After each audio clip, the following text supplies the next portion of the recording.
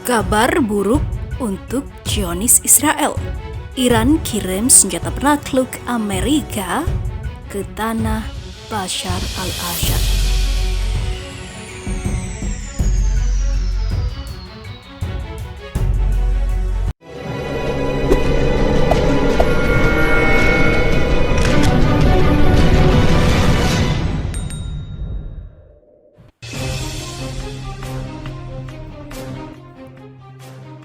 Kabar buruk untuk Israel. Ternyata secara diam-diam, Republik Iran telah mengerahkan sistem rudal pertahanan udara anti pesawat ke Suriah. Malah informasi yang dihimpun FIFA Militer dari DFN Arab pada Minggu 20 atau 30 Agustus kemarin, tak tanggung-tanggung Iran telah mengerahkan 3 unit sekaligus sistem rudal pertahanan udara.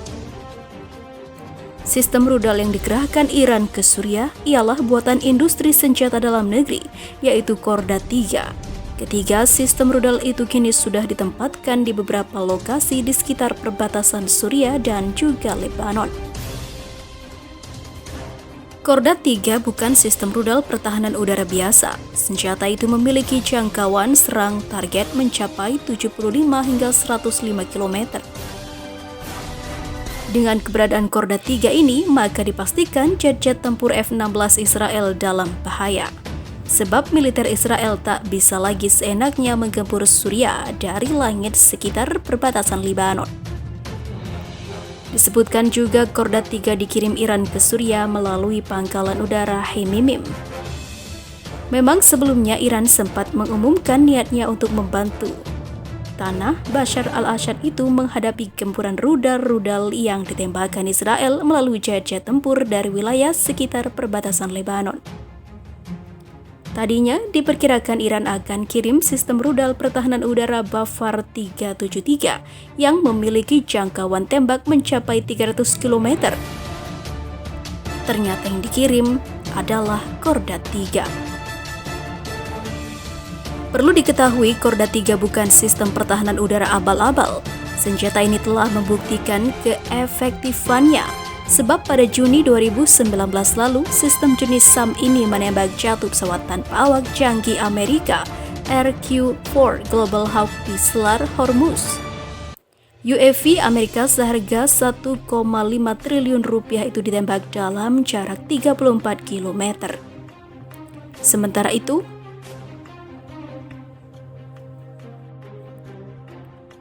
kabar buruk untuk Israel. Ternyata secara diam-diam, Republik Iran telah mengerahkan sistem rudal pertahanan udara anti pesawat ke Suriah. Malah informasi yang dihimpun FIFA Militer dari DFN Arab pada Minggu 20 atau 30 Agustus kemarin, tak tanggung-tanggung Iran telah mengerahkan 3 unit sekaligus sistem rudal pertahanan udara. Sistem rudal yang dikerahkan Iran ke Suriah ialah buatan industri senjata dalam negeri, yaitu Korda 3. Ketiga sistem rudal itu kini sudah ditempatkan di beberapa lokasi di sekitar perbatasan Suriah dan juga Lebanon. Korda 3 bukan sistem rudal pertahanan udara biasa. Senjata itu memiliki jangkauan serang target mencapai 75 hingga 105 km. Dengan keberadaan Korda 3 ini, maka dipastikan jet-jet tempur F-16 Israel dalam bahaya. Sebab militer Israel tak bisa lagi seenaknya menggempur Suriah dari langit sekitar perbatasan Lebanon. Disebutkan juga Korda 3 dikirim Iran ke Suriah melalui pangkalan udara Hemimim. Memang sebelumnya Iran sempat mengumumkan niatnya untuk membantu tanah Bashar al-Assad itu menghadapi gempuran rudal-rudal yang ditembakkan Israel melalui jet-jet tempur dari wilayah sekitar perbatasan Lebanon. Tadinya diperkirakan Iran akan kirim sistem rudal pertahanan udara Bafar 373 yang memiliki jangkauan tembak mencapai 300 km. Ternyata yang dikirim adalah Korda 3. Perlu diketahui, Korda 3 bukan sistem pertahanan udara abal-abal. Senjata ini telah membuktikan keefektifannya, sebab pada Juni 2019 lalu, sistem jenis SAM ini menembak jatuh pesawat tanpa awak canggih Amerika, RQ-4 Global Hawk di Selat Hormuz. UAV Amerika seharga 1,5 triliun rupiah itu ditembak dalam jarak 34 km.